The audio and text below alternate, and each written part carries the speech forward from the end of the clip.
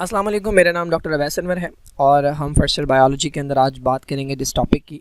ये chapter number 14 का topic है ट्रांसपोर्ट इन मैन, और इसके अंदर हम ब्लड और उसके कंपोनेंट्स की बात करेंगे कि ब्लड के अंदर क्या क्या चीज़ें होती हैं।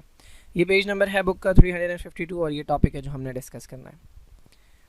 ओके, ब्लड सर्कुलेटरी सिस्टम की अगर हम बात करें तो हमें पता है कि जितने भी कॉम्प्लेक्स लिविंग ऑर्गेनिज्म होते हैं उनके अंदर कोई ना कोई सर्कुलेटरी सिस्टम होता है। सर्कुलेटरी सिस्टम बेसिकली वो सिस्टम होता है जिसका काम होता है चीज़ों को ट्रांसपोर्ट करना एक जगह से दूसरी जगह।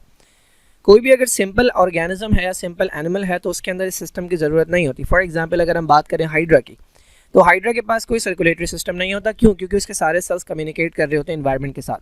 लेकिन इंसानों के अंदर, चूंकि इंसानों की बॉडी बहुत ज़्यादा एडवांस है, बहुत ज़्यादा कॉम्प्लेक्स है, तो हमारे बहुत सारे सेल्स एनवायरनमेंट से दूर हैं। फॉर एग्जांपल मेरी इंटेस्टाइन बहुत अंदर है बॉडी में, तो वो मेरी स्किन के साथ नहीं लगी हुई। तो स्किन को तो तमाम चीज़ें मिल जाएं, शायद एनवायरनमेंट से ऑक्सीजन मिल जाए, कार्बन डाइऑक्साइड निकल जाए, बट अगर इंटेस्टाइन की मैं बात करूँ तो मुझे इंटेस्टाइन तक ऑक्सीजन भी पहुंचानी है, कार्बन डाइऑक्साइड भी लेनी है, ग्लूकोज भी ट्रांसपोर्ट करना है। तो उसके लिए मुझे कोई ना कोई ट्रांसपोर्ट का सिस्टम चाहिए, तो वो कहलाता है सर्कुलेटरी सिस्टम। और उसके अंदर जो हमारे अंदर, इंसानों के अंदर जो उसके अंदर फ्लूइड होता है वो कहलाता है ब्लड। 3-4 चीज़ें हैं जो मिलकर इंसानों के अंदर ये सर्कुलेटरी सिस्टम बनाती हैं। एक पावरफुल हार्ट है, हार्ट का काम होता है पंपिंग करना, ब्लड को पुश करना। फिर वो आर्टरीज़ के अंदर जाता है जो जिनका काम होता है ब्लड को लेकर जाना पूरी बॉडी के अंदर डिफरेंट ऑर्गन्स तक। जब एक बार सप्लाई हो जाती है तो फिर वो वेन्स के ज़रिए वापस आता है, और कैपिलरीज जो है ये आर्टरी और वेन के दरमियान होती है जहाँ पर एक्सचेंज होता है। तो ये तो बेसिक आइडिया हो गया सर्कुलेटरी सिस्टम का।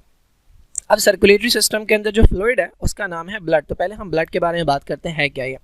तो ब्लड एक विस्कस यानी गाढ़ा रेड फ्लूइड होता है और ये एक कनेक्टिव टिश्यू है। जिस तरह आपने पढ़ा है कि हमारी बॉडी के अंदर एक तरह के टिश्यू होते हैं जो नर्वस सिस्टम बनाते हैं, ब्रेन और स्पाइनल कॉर्ड बनाते हैं, उन्हें हम नर्वस टिश्यू कहते हैं। उनका काम होता है मैसेजेस जनरेट करना और ट्रांसपोर्ट करना, मैसेजेस बॉडी में फैलाना। एक हमारे पास टिश्यू होता है इंसानों के अंदर या एनिमल्स के अंदर, वो मस्कुलर टिश्यू कहलाता है, जो जिसमें मसल्स आते हैं। इनका काम कॉन्ट्रैक्शन होता है, लोकोमोशन में हेल्प करते हैं ये। बिल्कुल इसी तरह एक टिश्यू होता है जिसे हम कनेक्टिव टिश्यू कहते हैं। कनेक्टिव टिश्यू की डेफिनेशन ये होती है, ये एक ऐसा टिश्यू है जो या तो कनेक्ट करता है दो पार्ट्स को, या सपोर्ट के काम आता है, या बाइंड करता है, या दो चीज़ों को सेपरेट करता है। देखिए, कनेक्टिव टिश्यू की खास बात ये होती है कि इसके अंदर सेल्स कम होते हैं और दूसरा मटेरियल जो है वो ज़्यादा होता है जो बेसिकली सपोर्ट वगैरह के काम आता है। तो आपने बोन्स का नाम सुना है, कार्टिलेज का नाम सुना है, ये भी कनेक्टिव टिश्यू के अंदर आते हैं। बिल्कुल इसी तरह से जो ब्लड है वो भी कनेक्टिव टिश्यू के अंदर आता है। तो ब्लड जो है ये कनेक्टिव टिश्यू है, गाढ़ा है, रेड है, और इसके अंदर एक कलरलेस प्लाज्मा होता है। ब्लड के दो कंपोनेंट्स होते हैं, ये मैं अगर दिखाऊं यहाँ पे, तो ये हमारे पास ब्लड है। इस ब्लड के दो कंपोनेंट्स होते हैं, एक इसके अंदर लिक्विड होता है जिसे हम कहते हैं प्लाज्मा, और एक इसके अंदर दाने दाने से होते हैं ग्रेन्यूल्स, जो बेसिकली इसके अंदर होते हैं कॉर्पस्कल्स। बिल्कुल इसी तरह जैसे चाय है, जब आप चाय बनाते हैं तो एक तो उसके अंदर लिक्विड होता है जो आप पीते हैं, और जो बाकी पीछे रह जाती है पत्ती, वो बेसिकली ये दाने दाने हैं जिन्हें हम कॉर्पस्कल्स कहते हैं, या इन्हें ब्लड के सेल्स कहा जाता है। तो पहले हम थोड़ी सी बात कर लेते हैं प्लाज्मा से रिलेटेड कि प्लाज्मा है क्या। प्लाज्मा, पहली बात, ब्लड का 55% होता है। यानी अगर आप ब्लड में से प्लाज्मा अलग करें, यानी उसका लिक्विड अलग करें, और जो दाने दाने हैं, ग्रेन्यूल्स हैं, उन्हें अलग करें, तो आपको पता लगेगा कि जितना वॉल्यूम था उसका ज़्यादा हिस्सा जो है वो लिक्विड था, यानी 55%, और बाकी जो 45% था वो सेल्स थे। क्या है भाई ये बेसिकली 90% प्लाज्मा के अंदर, इस प्लाज्मा के अंदर 90% जो है वो एक ही चीज़ होती है, और वो है वाटर। जाहिर सी बात है, हमारी पूरी बॉडी जो है वो डिज़ाइन हुई हुई है वाटर से बनी हुई है, ज़्यादातर उसमें वाटर होता है। तो इस प्लाज्मा के अंदर भी 90% वाटर है। तो 10% क्या है भाई? तो 10% इसके अंदर कुछ सब्सटेंसेस होते हैं जो डिजॉल्व होते हैं, ये सिर्फ 10% होते हैं। अब इस 10% के अंदर है क्या क्या? बहुत सारी चीज़ें हैं इसके अंदर। तो कुछ चीज़ें याद ही है, कुछ चीज़ें मैं एडिशनल बताता हूँ।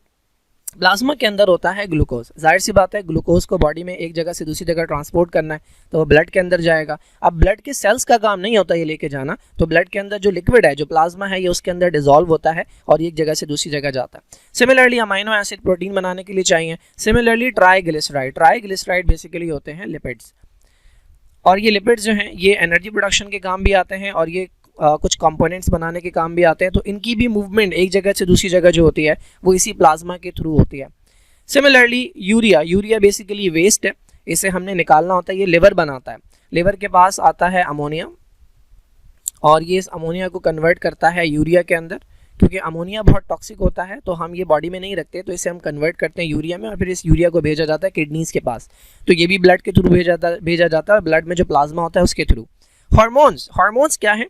हमारे पास बहुत सारे एंडोक्राइन ग्लैंड्स हैं। आपने पिट्यूटरी ग्लैंड का नाम सुना होगा जो ब्रेन के नीचे होता है, ब्रेन के बेस में। आपने थायराइड ग्लैंड का नाम सुना होगा जो आपकी नेक के अंदर होता है। पैनक्रियास का नाम सुना होगा जो एब्डोमेन में होता है। ये जो एंडोक्राइन ग्लैंड्स है ना, इनके पास कोई ट्यूब नहीं होती। जो एक्सोक्राइन, फॉर एग्जांपल ये एक ग्लैंड है, इसको हम कह लेते हैं एक्सोक्राइन, तो इसके पास ना एक ट्यूब होती है जिसके थ्रू ये जो भी बनाता है वो ट्रांसपोर्ट करता है।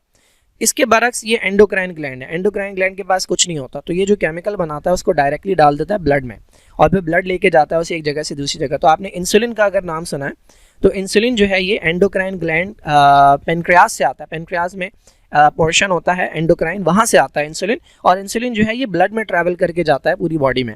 तो ये भी ब्लड में कहाँ होते हैं? ये ब्लड में प्लाज्मा में होते हैं। सेल्स का काम नहीं है ये लेके जाना। सिमिलरली एंजाइम, एंजाइम हमें पता है बायो कैटलिस्ट होते हैं, ये हमारी बॉडी के रिएक्शंस परफॉर्म करते हैं, उन्हें स्पीड अप करते हैं। तो कुछ एंजाइम्स हैं ये भी ट्रैवल करते हैं प्लाज्मा के अंदर। ऑटोटॉक्सिन्स, ये कुछ केमिकल्स होते हैं जो प्रोड्यूस होते हैं बॉडी के अंदर, प्रोड्यूस होते हैं, ये भी एक जगह से दूसरी जगह मूव करते हैं प्लाज्मा के थ्रू। और क्या है प्लाज्मा के अंदर? देखिए इसके अंदर इनऑर्गेनिक सॉल्ट्स वगैरह होते हैं। फॉर एग्जांपल हमारे पास बॉडी के अंदर कुछ आयंस होते हैं जो हमें नॉर्मल फंक्शनिंग के लिए चाहिए। अगर आपने अच्छा, आप तो फर्स्ट ईयर के हैं, आपने नहीं पढ़ा। हमारे पास कुछ आयंस हैं जो हमें चाहिए होते हैं, लाइक सोडियम है, पोटेशियम है, ठीक है, मैग्नीशियम है, कैल्शियम, कैल्शियम तो पता ही है, कैल्शियम चाहिए होता है। तो बहुत सारे आयंस हैं जो कि हमें चाहिए होते हैं नॉर्मल फंक्शनिंग के लिए, डिफरेंट सेल्स की फंक्शनिंग के लिए चाहिए होते हैं। ये भी मौजूद होते हैं हमारे इसी प्लाज्मा के अंदर। इसके अलावा क्या होता है, ब्लड के अंदर कुछ प्रोटीन्स होती हैं। ब्लड का मतलब अभी हम बात कर रहे हैं प्लाज्मा की, तो ये जो लिक्विड है इसके अंदर कुछ प्रोटीन्स होती हैं। ये 3 प्रोटीन्स के नाम बड़े इंपॉर्टेंट हैं। एक एल्बुमिन है। एल्बुमिन का फंक्शन होता है ट्रांसपोर्ट। किस चीज़ की ट्रांसपोर्ट?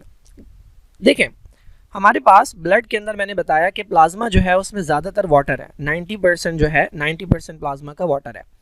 अच्छा, अब पानी की किससे नहीं बनती? पानी की नहीं बनती है लिपिड से। लेकिन मैंने आपको बताया कि ये जो ट्राइग्लिसराइड हैं ये इसी लिक्विड के अंदर है, इसी प्लाज्मा के अंदर है, तो ये अकेले नहीं होते।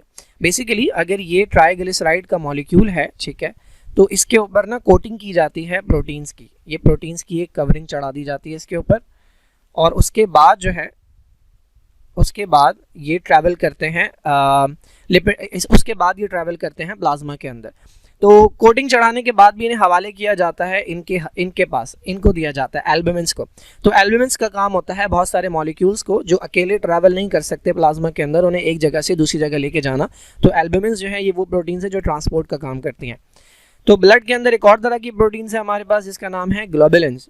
ग्लोबुलिन्स बेसिकली वो प्रोटीन्स है जो हमें डिफेंस प्रोवाइड करती हैं, हमारी हिफाजत करती हैं। आपने अगर नाम सुना हो एंटीबॉडी का, बहुत सुना होगा, कई बार सुना होगा बायोलॉजी के अंदर, तो वो एंटीबॉडी बेसिकली एक तरह की प्रोटीन्स होती हैं जिन्हें हम ग्लोबुलिन्स कहते हैं। ये हमें डिफेंस प्रोवाइड करती हैं। और एक है हमारे पास फिब्रिनोजन, ये भी ब्लड के अंदर पाई जाती हैं और इनका काम ब्लड क्लॉटिंग से रिलेटेड होता है। खून जब बहने लगता है तो वहाँ पर कुछ सेल्स आकर बैठ जाते हैं और उसके बाद कुछ और मॉलिक्यूल्स हैं जो काम करते हैं, तो उनमें फिब्रिनोजन भी होता है जो कि ब्लड को क्लॉट करवाता है, खून को बहने से रोकता है। तो ये तमाम चीज़ें जो है ये पाई जाती हैं प्लाज्मा के अंदर। अभी तक हमने सेल्स की बात नहीं की। आपको पता है ब्लड के अंदर 3 तरह के सेल्स होते हैं, red blood cell, white blood cell और प्लेटलेट्स। अभी तक हमने उनकी बात नहीं की। अगर आप ब्लड में से वो सेल्स अलग कर दें तो आपके पास जो लिक्विड बचेगा उसमें ये तमाम चीज़ें आपको मिल जाएंगी। तो ये सब प्लाज्मा के कंपोनेंट्स हैं।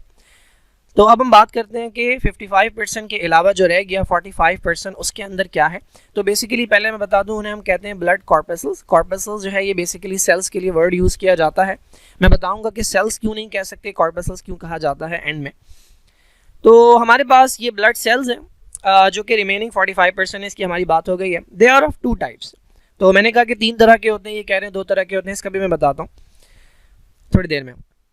तो पहली जो हमारे पास टाइप है वो है रेड ब्लड कॉर्पसल्स, जिन्हें आप कॉमनली जो है वो आरबीसी कहते हैं। और इनका दूसरा नाम जो है वो है एरिथ्रोसाइट। एरिथ्रो का वर्ड जो होता है उसका मतलब होता है रेड, तो यही वो सेल्स हैं जो रेड नज़र आते हैं, तो ये एरिथ्रोसाइट कहलाते हैं। अच्छा, इनका शेप कैसा है? ये है बायकॉन्केव। बायकॉन्केव कैसा शेप होता है? तो ये कुछ इस तरह से होता है। अगर इसे आप साइड से देखेंगे तो ये इस तरह से नज़र आएंगे, ठीक है। ये बिल्कुल इसी तरह है कि आप एक प्लेट लें और आप एक और प्लेट लें, लेकिन इस प्लेट को उल्टा कर दें और इसको इसके नीचे लगा दें, ठीक है। तो ये जो स्ट्रक्चर बना है ये बेसिकली बायकॉन्केव है। इधर से भी कॉन्केव है और इधर से भी कॉन्केव है। तो ये बायकॉन्केव इनका शेप होता है और ये होते हैं नॉन न्यूक्लियेटेड। बड़े मज़े की बात है, हमारे जो रेड ब्लड सेल हैं उसके अंदर न्यूक्लियस नहीं होता। इसके अलावा सर्कुलर प्लेट, अच्छा ये इनका डायमीटर दिया हुआ है, याद रखना है तो रख लें।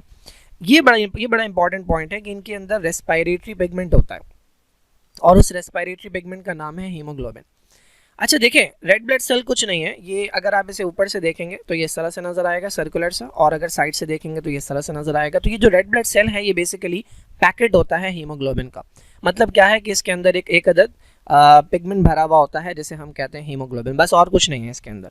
और यही इसका मेन कंपोनेंट है जिसका बड़ा इंपॉर्टेंट फंक्शन होता है। ये जो हीमोग्लोबिन है इसके बारे में इन्होंने बताया कि ये आयरन बाउंड प्रोटीन है। थोड़ा सा मैं हीमोग्लोबिन का अगर स्ट्रक्चर बताऊं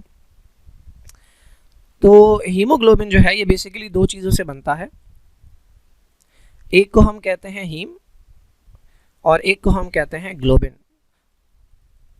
ग्लोबिन बेसिकली प्रोटीन्स होते हैं, ये प्रोटीन की चेन्स होती हैं और ये हमारे हीमोग्लोबिन के अंदर 4 होते हैं। इसके अंदर 2 चेन्स होती हैं अल्फा, 2 चेन्स अल्फा होती हैं और 2 चेन्स बीटा होती हैं। जबकि जो और प्रोटीन्स हमें पता है किस चीज़ से बनी होती है, प्रोटीन अमाइनो एसिड से बनते हैं। अच्छा, हीम जो है इसके अंदर 2 चीज़ें होती हैं, एक इसके अंदर होता है आयरन, ये मेन चीज़ है, ये मेन कंपोनेंट है, और दूसरी जो इसके अंदर चीज़ होती है वो एक रिंग होता है जिसका नाम आपकी बुक के अंदर नहीं है, इसे हम कहते हैं प्रोटोपोरफायरिन।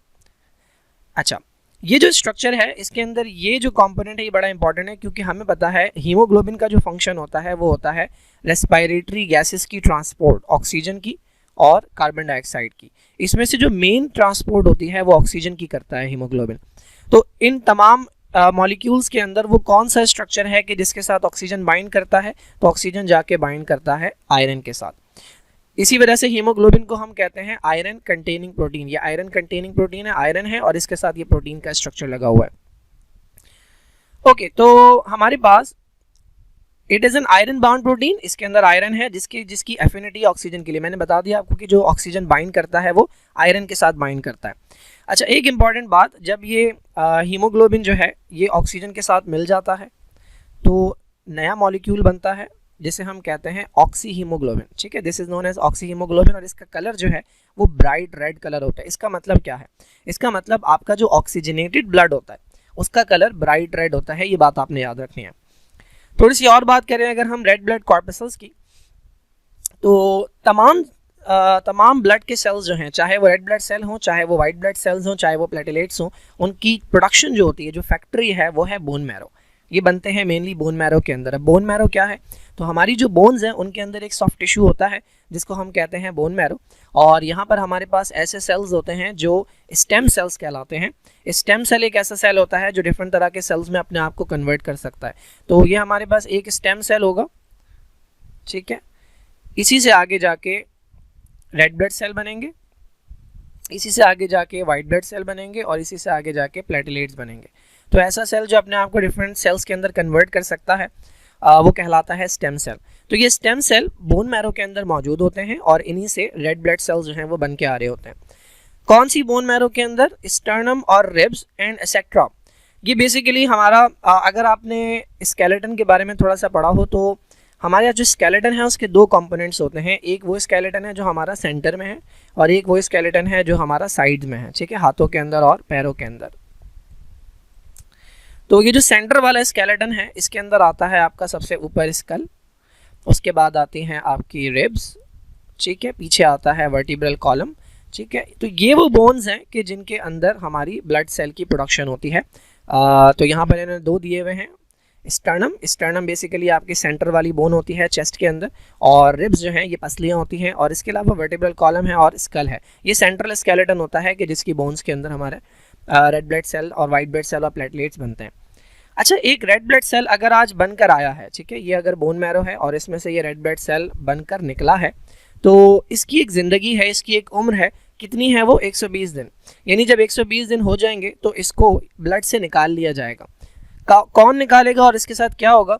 तो पहली बात, ये 2 ऑर्गन्स हैं हमारे पास, एक स्प्लीन है और एक लिवर है, ये दोनों निकालते हैं।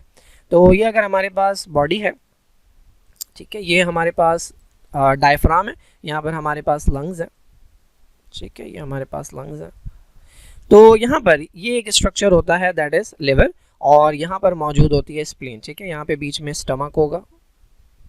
तो लिवर और स्प्लीन ये 2 ऑर्गन्स हैं, इनका काम है जब रेड ब्लड सेल की एज 120 दिन हो जाती है तो ये दोनों स्ट्रक्चर जो हैं ये उन रेड ब्लड सेल्स को अपने पास रख लेते हैं। रखने के बाद क्या करते हैं, ये करते हैं उनका फैगोसाइटोसिस। स्प्लीन और लिवर के अंदर हमारे इम्यून सिस्टम के एक तरह के सेल्स होते हैं which are known as macrophages. Macrophages basically करते क्या हैं, इन रेड ब्लड सेल्स को खा जाते हैं। मैंने बताया था आपको रेड ब्लड सेल कुछ नहीं है, ये सिर्फ एक मेम्ब्रेन है, एक बैग है जिसके अंदर हीमोग्लोबिन है। तो जब आप इस बैग को खोलेंगे तो क्या निकलेगा इसमें से निकलेगा हीमोग्लोबिन। अब उस हीमोग्लोबिन को तोड़ा जाता है। मैंने अभी आपको बताया था अगर आप हीमोग्लोबिन का स्ट्रक्चर याद है आपको, तो हीमोग्लोबिन दो चीज़ों से बनता है, एक है हमारे पास हीम और एक है हमारे पास ग्लोबिन। ठीक है, तो हीमोग्लोबिन को जब आप तोड़ेंगे तो ये दो चीज़ें मिलेंगी। ग्लोबिन क्या है, बेसिकली ग्लोबिन प्रोटीन है। जब आप प्रोटीन को तोड़ेंगे तो आपको क्या मिलेंगे, आपको मिलेंगे अमाइनो एसिड। तो इन अमाइनो एसिड को दोबारा से इस्तेमाल किया जाता है, इन्हें रीयूज़ किया जाता है, कोई और प्रोटीन्स बनाने के अंदर इस्तेमाल किया जाएगा। बाकी बच गया हीम। हीम को जब आप तोड़ेंगे तो आपको फिर दो चीज़ें मिलेंगी, एक आयरन मिलता है और एक मैंने बताया था कि एक रिंग होता है जिसे प्रोटोपोरफायरिन कहते हैं। आयरन को दोबारा से इस्तेमाल किया जाता है, जब आप दूसरा हीमोग्लोबिन का मॉलिक्यूल बनाएंगे तो उसमें डाल देंगे आयरन को। ये जो रिंग है ये बेसिकली हमारे पास एक बेकार चीज़ होती है, वेस्ट होता है। तो इसको दो चीज़ों में कन्वर्ट किया जाता है, एक का नाम है बिलीरुबिन और एक का नाम है बिलीवर्डिन। ठीक है, ये जो बिलीरुबिन है ये येलो कलर का होता है और ये जो बिलीवर्डिन है ये ग्रीन कलर का होता है। ये दोनों कहलाते हैं पिगमेंट्स। दीज आर पिगमेंट्स, ये वो सब्सटेंसेस हैं जो कलर को रिफ्लेक्ट करते हैं। तो ये पिगमेंट्स कहलाते हैं और ये ब्लड सेल की, रेड ब्लड सेल की डिस्ट्रक्शन से बनते हैं। अच्छा, इन दोनों पिगमेंट्स को, बिलीरुबिन और बिलीवर्डिन को, चूंकि इनका बॉडी के अंदर कोई फंक्शन नहीं है तो इन्हें ट्रांसपोर्ट किया जाता है लिवर के पास। देखें, अगर तो लिवर ने बनाए हैं तो लिवर के पास ही हैं, लेकिन मैंने बताया था लिवर के अलावा स्प्लीन भी बनाता है। तो स्प्लीन अगर बनाएगा तो ये लिवर को देगा। लिवर क्या करता है, लिवर आपको पता है कहता है जूस बनाता है जिसका नाम है बाइल। तो लिवर जो है जब बाइल बनाता है तो ये दोनों चीज़ें बाइल के अंदर डाल देता है। बाइल जो है ये स्टोर होता है गॉल ब्लैडर के अंदर और फिर ये जाता है इंटेस्टाइन के अंदर और वहाँ से बॉडी के वेस्ट के थ्रू ये चला जाता है बाहर। तो इस तरह से ये दोनों पिगमेंट जो है इनसे जान छुड़ाई जाती है। अच्छा, अब ये जो बाइल है इसके अंदर जब ये दोनों पिगमेंट्स डाले जाते हैं तो इन्हीं दोनों की वजह से जो बाइल का अपना कलर आता है, येलोइश ग्रीन जो कलर आता है, वो बेसिकली इन दो पिगमेंट्स की वजह से आता है। तो ये बाइल पिगमेंट्स भी कहलाते हैं। तो यही बात हमने की कि आयरन को रिटेन रखा जाता है। मैंने बताया था आयरन संभाल के रख लेंगे आप, और बाकी को जो है वो बाइल पिगमेंट के तौर पे बिलीरुबिन और बिलीवर्डिन जो है इन्हें बाइल के अंदर डाला जाएगा और वहाँ से निकाल दिया जाएगा। अच्छा, रेड ब्लड सेल्स के अंदर एक अदद एंजाइम भी होता है जिसका नाम है कार्बोनिक एनहाइड्रेज। देखिए, मैंने बताया रेड ब्लड सेल के दो मेन काम है, एक ऑक्सीजन लेकर जाना और दूसरा कार्बन डाइऑक्साइड लेकर आना। तो ऑक्सीजन की ट्रांसपोर्ट के लिए तो मौजूद है हीमोग्लोबिन, ठीक है, उसके अंदर आयरन मौजूद है, उसके साथ ऑक्सीजन बैठ के चला जाता है। लेकिन जो आयरन है वो कार्बन डाइऑक्साइड को लेकर नहीं आता। कार्बन डाइऑक्साइड की ट्रांसपोर्ट के लिए अलग से मैकेनिज्म होता है, ये मैं 13 चैप्टर में एक्सप्लेन करूंगा। कार्बन डाइऑक्साइड की ट्रांसपोर्ट के लिए एक अदद एंजाइम होता है जिसका नाम है कार्बोनिक एनहाइड्रेज। ये कार्बन डाइऑक्साइड की ट्रांसपोर्ट को फैसिलिटेट करवाता है। कैसे वर्क करता है ये हम चैप्टर 13 में डिस्कस करेंगे। नेक्स्ट टाइप के जो सेल्स हैं हमारे पास, these are known as white blood corpuscles, they are also known as leucocyte. Leuco का वर्ड आपने पहले भी पढ़ा होगा फर्स्ट ईयर में, चैप्टर 4 में। ल्यूकोप्लास्ट, प्लास्टिड के अंदर पढ़ा होगा ल्यूकोप्लास्ट, जो कलरलेस होता है। तो बेसिकली ये चूंकि वाइट या कलरलेस होते हैं तो इसी वजह से इन्हें ल्यूकोसाइट्स भी कहते हैं। अच्छा, हमने रेड ब्लड सेल्स का शेप पढ़ा था कि वो थे बाइकॉन्केव। व्हाइट ब्लड सेल्स का शेप देखें, दे आर इरेगुलर, इनका कोई स्पेसिफिक शेप नहीं है। एंड दूसरा डिफरेंस क्या है, दे आर न्यूक्लिएटेड। तो अगर आपसे पूछा जाता है कि रेड ब्लड सेल और व्हाइट ब्लड सेल के अंदर डिफरेंस लिखें तो ये दो डिफरेंस तो आपको यही पता लग गए। रेड ब्लड सेल का शेप बाइकॉन्केव होता है, व्हाइट ब्लड सेल इरेगुलर होते हैं। रेड ब्लड सेल में न्यूक्लियस नहीं होता, व्हाइट ब्लड सेल में न्यूक्लियस होता है। इसके अलावा एक और बड़ा इंपॉर्टेंट पॉइंट जो है वो ये है कि इनकी जो लाइफ होती है वो फ्यू आवर्स की होती है, 20 to 30 आवर्स जो है वो इनकी लाइफ होती है। जबकि रेड ब्लड सेल के बारे में हमने पढ़ा था कि उनकी लाइफ तकरीबन 120 दिन की होती है। अच्छा, अब कुछ और बातें हमने पढ़ा था कि जितने भी ब्लड सेल्स हैं वो बोन मैरो के अंदर बनते हैं। तो वाइट ब्लड सेल भी बोन मैरो के अंदर बनते हैं, लेकिन इसके अलावा कुछ और पॉइंट्स हैं कि जहाँ पर ये वाइट ब्लड सेल्स पाए जाते हैं और अपना नंबर इंक्रीज भी करते हैं। एक ऑर्गन है हमारे पास जिसका नाम है स्प्लीन। मैंने अभी बताया था कि लिवर राइट साइड पे होता है और स्प्लीन लेफ्ट साइड पे होती है। एक ऑर्गन है जिसका नाम है थाइमस। हमारे पास जो सेंटर वाली बोन है चेस्ट के अंदर, एक इस तरह की बोन होती है जिसे आप स्टर्नम कहते हैं और इससे रिब्स निकली हुई होती हैं, ठीक है। इस बोन के पीछे, स्टर्नम के पीछे एक अदद छोटा सा ग्लैंड होता है जिसका नाम है थाइमस। यहाँ पर भी हमारे वाइट ब्लड सेल्स पाए जाते हैं, स्प्लीन में भी पाए जाते हैं। और lymph nodes, lymph nodes basically body के अंदर छोटे छोटे से चेक पॉइंट्स होते हैं, ये मैं जब लिम्फेटिक सिस्टम पढ़ाऊंगा तब दिखाऊंगा। तो इन लिम्फ नोड्स के अंदर भी वाइट ब्लड सेल्स पाए जाते हैं। तो ये कुछ लोकेशंस हैं जहाँ पर वाइट ब्लड सेल्स आपको मिल जाते हैं। शॉर्ट लाइफ है इनकी, मैंने बताया कि ये 20 to 30 आवर्स जो है इनकी लाइफ होती है। इसके अलावा कुछ और बातें हैं वाइट ब्लड सेल से रिलेटेड। ये जो ल्यूकोसाइट्स हैं इनकी दो मेन टाइप्स हैं, पहले मैं आपको बेसिक बता दूं फिर मैं यहाँ आता हूँ। तो ये हमारे पास वाइट ब्लड सेल्स हैं। वाइट ब्लड सेल्स की ना दो मेन टाइप्स होती हैं, एक को हम कहते हैं ग्रेन्युलोसाइट, ये माउस से लिखना बड़ा मुश्किल होता है, ग्रेन्युलोसाइट्स, और एक कहलाते हैं ए ग्रेन्युलोसाइट। पूरा नहीं लिख रहा मैं, ठीक है। क्या मतलब है भाई, अगर आप वाइट ब्लड सेल को देखें और आपको उसके अंदर छोटे छोटे से बैग्स नजर आए जिसके अंदर कोई केमिकल भरा हो, तो इन बैग्स को हम कहते हैं ग्रेन्यूल। ग्रेन्यूल दाने के लिए इस्तेमाल होता है, तो ये छोटे छोटे दाने कहलाते हैं ग्रेन्यूल्स। तो जिस सेल में ग्रेन्यूल होंगे वो सेल कहलाएगा ग्रेन्युलोसाइट, और जिसमें नहीं होंगे, ये ऐसा सेल है कि जिसके अंदर आपको ग्रेन्यूल नजर नहीं आ रहे, ये कहलाएगा ए ग्रेन्युलोसाइट। सिंपल। अब जो ग्रेन्युलोसाइट है ना उसकी तीन एग्जाम्पल है, यानी तीन तरह के सेल्स हैं जिनमें हमें ऐसे दाने नजर आते हैं। एक को हम कहते हैं न्यूट्रोफिल्स, ठीक है, फिल। एक को हम कहते हैं इयोसिनोफिल, इयोसिनोफिल, ठीक है, और एक को हम कहते हैं बेसोफिल। इन तीनों सेल्स के अंदर जब आप देखते हैं तो आपको ऐसे छोटे छोटे दाने नजर आते हैं, तो इन्हें हम कहते हैं ग्रेन्युलोसाइट। अच्छा, ग्रेन्युलोसाइट के लिए ना एक और वर्ड यूज किया जाता है, वो है पॉलीमॉर्फ न्यूक्लियर। पॉलीमॉर्फ न्यूक्लियर, इसका मतलब क्या है? इनका जब आप न्यूक्लियस देखते हैं ना तो आपको डिफरेंट शेप्स का नजर आता है। पॉली का मतलब मैनी, मॉर्फ का मतलब फॉर्म, उसकी डिफरेंट फॉर्म्स होती हैं न्यूक्लियस की, तो इन्हें पॉलीमॉर्फ न्यूक्लियर भी कहते हैं। मैं दिखाऊंगा अभी। अच्छा, अब ये जो न्यूट्रोफिल्स हैं इनका क्या काम है? तो इनका काम है ये बैक्टीरिया वगैरह को खाते हैं। इस प्रोसेस को हम कहते हैं फेगोसाइटोसिस, तो इस वजह से इन सेल्स को हम कहते हैं फेगोसाइट्स। इनका काम होता है बैक्टीरिया को खाना। इयोसिनोफिल्स जो हैं इनका काम होता है बेसिकली एलर्जिक रिएक्शंस के अंदर।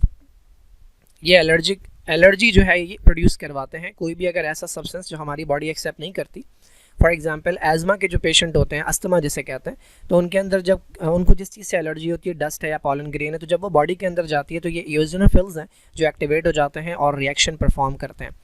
एलर्जिक रिएक्शन करवाते हैं, और ये पैरासाइट्स के अगेंस्ट, पैरासाइट जो हमारे पास वर्म्स वगैरह हैं, जब वो बॉडी के अंदर जाते हैं तो उनके खिलाफ भी ये रिएक्शन परफॉर्म करते हैं इयोसिनोफिल्स। बेसोफिल्स जो हैं ये बेसिकली कुछ केमिकल्स रिलीज़ करते हैं, लाइक ये रिलीज़ करते हैं केमिकल जिसका नाम है हेपरिन। हेपरिन क्या करता है? ब्लड को क्लॉट होने से बचाता है, ठीक है। तो ये इन्फ्लेमेशन वगैरह के अंदर काम आते हैं। और एक केमिकल है हिस्टामीन। तो हिस्टामीन जो है ये बेसिकली आपका फंक्शन परफॉर्म, हिस्टामीन इन्फ्लेमेशन के अंदर काम आता है।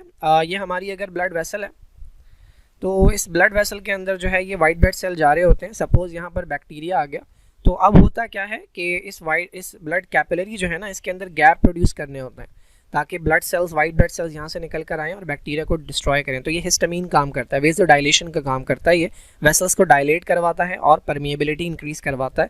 ये इन्फ्लेमेशन के अंदर मैं समझाऊंगा।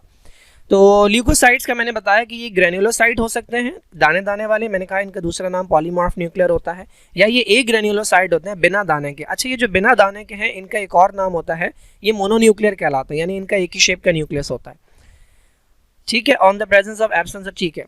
अच्छा, अब ये जो ग्रेन्युलोसाइट है इसके अंदर तीन टाइप हैं, न्यूट्रोफिल, इयोसिनोफिल और बेसोफिल्स। ये पहली कैटेगरी से बिलोंग करते हैं, जबकि दूसरी कैटेगरी से बिलोंग करते हैं मोनोसाइट और लिम्फोसाइट।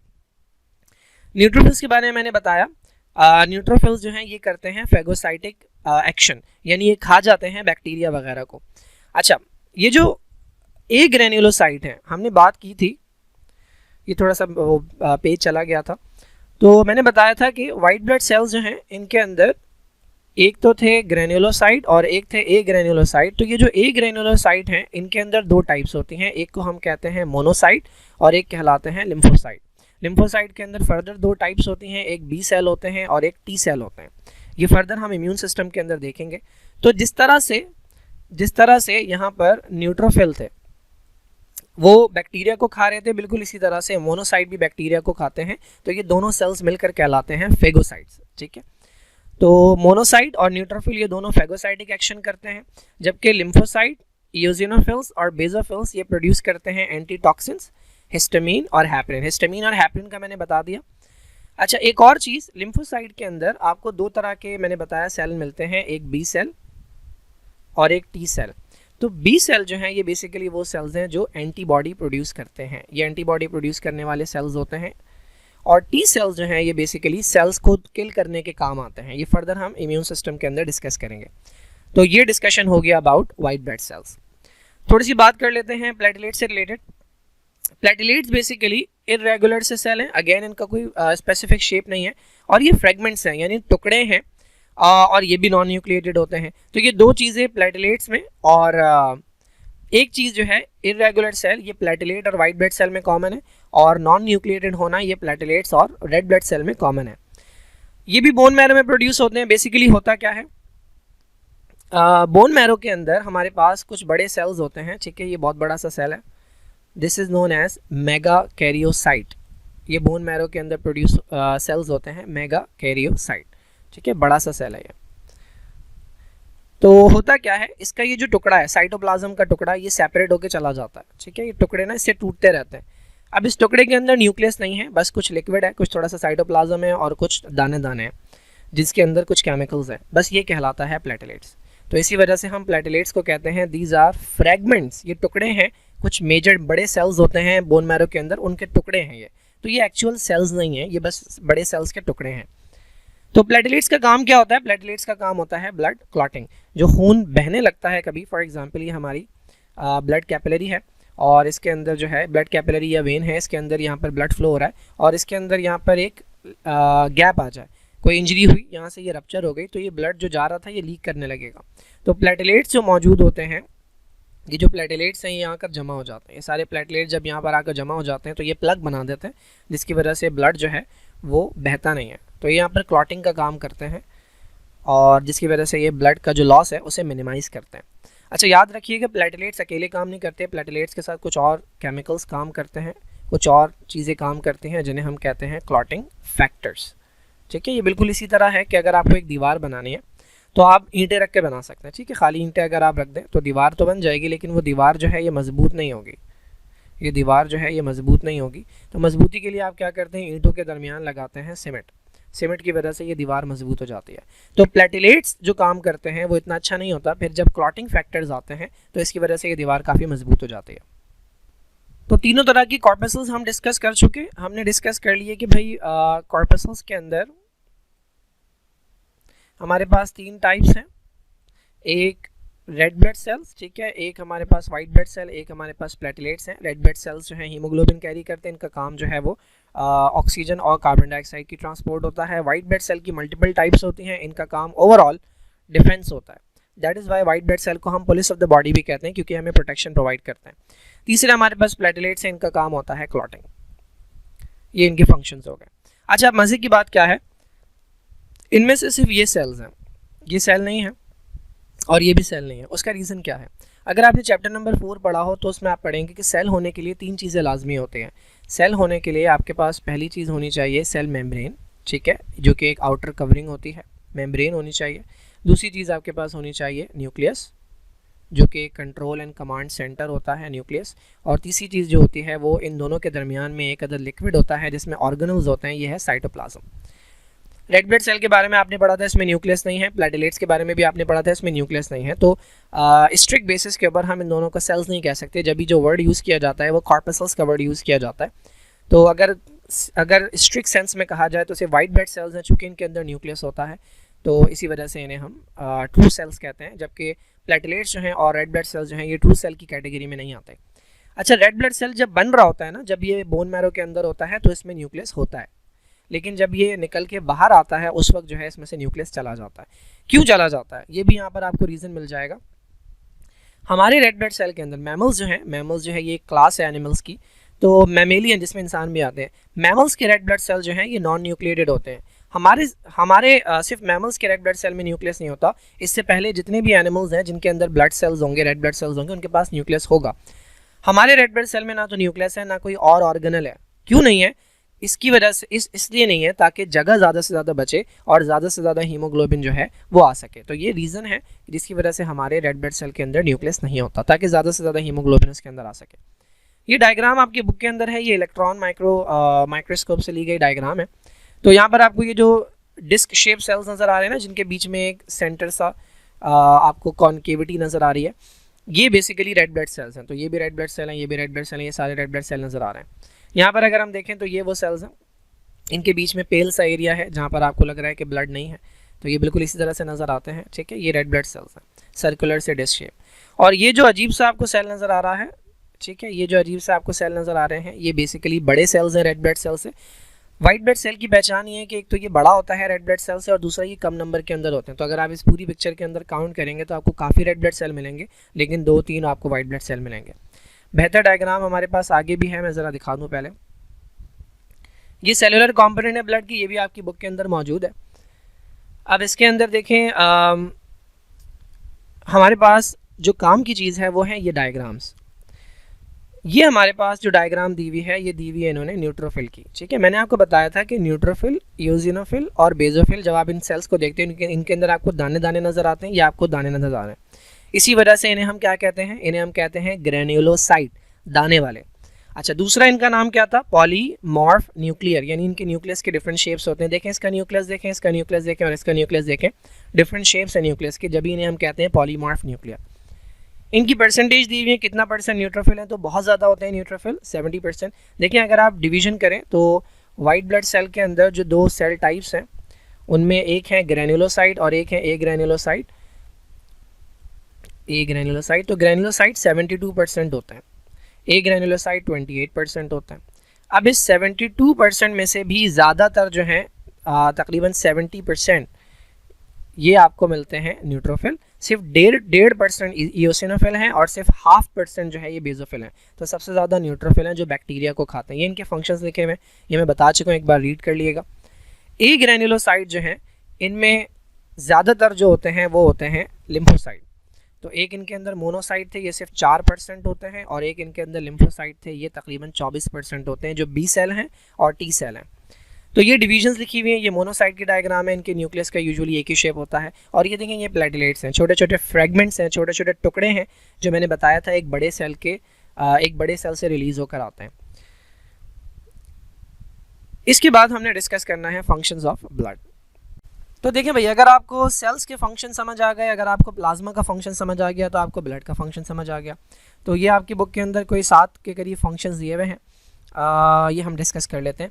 अच्छा देखें, ये बड़ी इंपॉर्टेंट बात है कि इन 7 में से जो 5 हैं शुरू के, the first 5 they are carried out by plasma. तो मैंने आपको बताया था ब्लड के 2 कंपोनेंट होते हैं, एक लिक्विड और एक सेल्स होते हैं। तो प्लाज्मा जो है, ये शुरू के 5 फंक्शंस जो हम देखेंगे, ये प्लाज्मा परफॉर्म करता है, ये सेल्स परफॉर्म नहीं करते। जो सेल्स हैं या जो कॉर्पसल्स हैं, उनके 3 ही फंक्शन है, पहले मैं वो डिस्कस कर लेता हूँ। ये जो नीचे वाले 3 फंक्शंस हैं ना, ये सेल्स के हैं। पहला फंक्शन क्या है भाई, transport of oxygen and carbon dioxide. आपको बताइए किसका काम है, ये काम है रेड ब्लड सेल का। तो ये रेड ब्लड सेल का बस यही काम है, ऑक्सीजन लेकर जाते हैं ये लंग्स से सारे पार्ट्स में, और कार्बन डाइऑक्साइड लेकर आते हैं सारे पार्ट्स से लंग्स की तरफ। तो ये रेड ब्लड सेल का काम हो गया। डिफेंस अगेंस्ट डिजीजेस, ये आपको बताया किसका काम है, ये वाइट ब्लड सेल्स का काम है। ठीक है, वाइट ब्लड सेल्स का काम है। एक तो ये फैगोसाइटोसिस करते हैं, मैंने आपको बताया था न्यूट्रोफिल्स और मोनोसाइट, ये बैक्टीरिया वगैरह खा जाते हैं। मोनोसाइट जो है ये बड़े हो जाएं अगर, तो ये कहलाते हैं मैक्रोफेजेस। ये इनका काम भी होता है, ये इनगल्फ करते हैं और डाइजेस्ट करते हैं जर्म्स को जो बॉडी के अंदर आते हैं। और इसके अलावा लिम्फोसाइट हैं, ये डिफरेंट तरीके से काम करते हैं, ये इम्यून सिस्टम के अंदर मैं बताऊंगा। तीसरा क्या है भाई, protection against its own loss. अपना अगर लॉस हो रहा हो, मैंने बताया था ब्लड अगर कभी लॉस होता है तो वहाँ पर क्लॉटिंग स्टार्ट हो जाती है, और ये काम करते हैं प्लेटलेट्स। ठीक है, तो ये काम हो गए 3 सेल्स के, कॉर्पसल्स के। तो अगर आपसे क्वेश्चन पूछा जाता है कि भाई right the functions of corpuscles, तो आप ऊपर वाले नहीं लिख सकते, आप ये 3 लिख सकते हैं। अगर आपसे क्वेश्चन पूछा जाता है right the functions of plasma, तो आप ये ऊपर वाले 5 लिखेंगे। और अगर आपसे कहा जाता है right the functions of blood, तो आप इन 7 में से कोई भी लिख सकते हैं। तो ये डिफरेंस है एक। तो पहला फंक्शन देख लेते हैं, ये प्लाज्मा के फंक्शन है। प्लाज्मा वो लिक्विड मटेरियल होता है। पहला है ट्रांसपोर्ट ऑफ न्यूट्रिशन, बहुत आसान सी बात है भाई। हम जब खाना खाते हैं तो वो खाना इंटेस्टाइन में जाता है, इंटेस्टाइन में वो डाइजेस्ट होता है, जब डाइजेस्ट हो जाता है उसके बाद वो आ जाता है ब्लड के अंदर, और ब्लड जो है उस फूड को लेकर जाता है बाकी बॉडी में, पूरी बॉडी के अंदर ट्रांसपोर्ट करता है ताकि उस फूड पार्टिकल से या तो एनर्जी प्रोड्यूस की जा सके ऑक्सीडेशन के ज़रिए, ठीक है। एसिमिलेशन का मतलब होता है या तो उससे एनर्जी प्रोड्यूस की जा सके या फिर उससे जो है वो बॉडी का कोई पार्ट बनाया जा सके। फॉर एग्जांपल आपने खाना खाया, उसके अंदर ग्लूकोज था, ग्लूकोज को भेजा जाएगा सेल के अंदर, सेल के अंदर जाके वो ग्लाइकोलाइसिस, क्रेब्स साइकिल इनके थ्रू गुजरेगा तो वो एटीपी प्रोड्यूस करेगा। या अमाइनो एसिड है अगर आपके पास, तो अमाइनो एसिड जब सेल में जाएगा तो उससे प्रोटीन बनाई जाएगी। या फिर लिपिड है अगर आपके पास, तो लिपिड को स्टोर कर लिया जाएगा ताकि आने वाले वक्त में इस्तेमाल किया जा सके। तो ये तमाम खाने पीने की चीज़ें जो ट्रांसपोर्ट करना जो है ये काम होता है ब्लड का, प्लाज्मा का। तो ओवरऑल फंक्शन ऑफ ब्लड के अंदर आएगा ये। दूसरा है ट्रांसपोर्ट ऑफ वेस्ट सब्सटेंसेस। भाई देखें, जब आप लेज लेते हैं तो उसके अंदर आप चिप्स खा लेते हैं, रैपर आपका वेस्ट होता है, तो वो रैपर जो है वो आपको फेंकना होता है। बिल्कुल इसी तरह सेल के बॉडी के अंदर जितने भी फंक्शंस हो रहे हैं तो उसके अंदर कुछ ना कुछ कचरा बनता है, तो वो कचरा जो है वो लेकर ऐसे ऑर्गन्स तक लेके जाना जिनका काम है उस कचरे को रिमूव करना, ये भी काम होता है ब्लड का, और ब्लड के अंदर प्लाज्मा का काम होता है। फॉर एग्जाम्पल मैंने आपको बताया था बॉडी में अमोनिया प्रोड्यूस होता है, ठीक है। तो अमोनिया को पहले लेकर जाया जाता है लिवर के पास, लिवर उसे कन्वर्ट करता है यूरिया के अंदर, और फिर इस यूरिया को लेके जाया जाता है किडनी के पास, और किडनी जो है वो उसे यूरिन में डाल के बॉडी से निकाल देती है। ये कौन लेके जा रहा है? ये ब्लड के थ्रू जा रहा है। तीसरा transport of metabolic by product. Metabolic by product क्या है भाई? फॉर एग्जाम्पल एक सेल ने कुछ बनाया, एक एंजाइम बनाया, ठीक है। बाय प्रोडक्ट बेसिकली वेस्ट को कहते हैं। मैं सिर्फ सिंपल सा मेटाबॉलिक प्रोडक्ट की बात कर रहा हूँ। अगर एक एंजाइम बनाया और इस एंजाइम की नीड जो है वो किसी दूसरे बॉडी के पार्ट के अंदर है, तो वो भी एक जगह से दूसरी जगह लेके जाना, ये भी ब्लड की जिम्मेदारी होती है। बाय प्रोडक्ट की अगर हम बात करें तो कार्बन डाइऑक्साइड बाय प्रोडक्ट है बेसिकली। जो रेस्पायरेशन होती है हमारे सेल के अंदर, जो ग्लूकोज टूटता है और उससे एनर्जी निकलती है, तो उसके नतीजे में कार्बन डाइऑक्साइड बनता है और वाटर बनता है, तो ये मेटाबॉलिक बाय प्रोडक्ट ने दोनों।